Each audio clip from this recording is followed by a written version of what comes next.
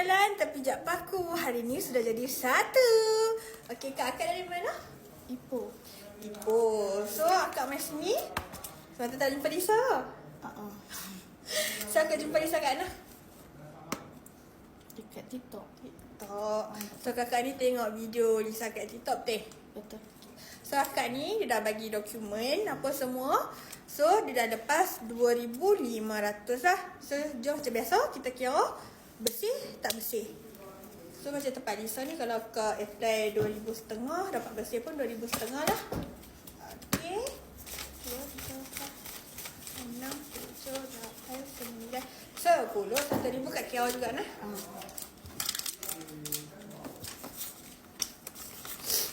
Selamat.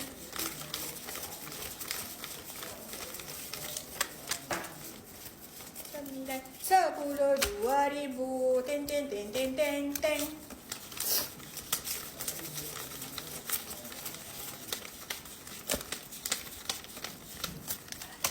So, ni 500 kat lah. So, total 2,500 lah. Dapat bersih lah. Tak bersih. Okey. Okey semua. So, ni Kak Mayu cuti ke apa? Oh, nak cuti dengan family. Okey, Kak.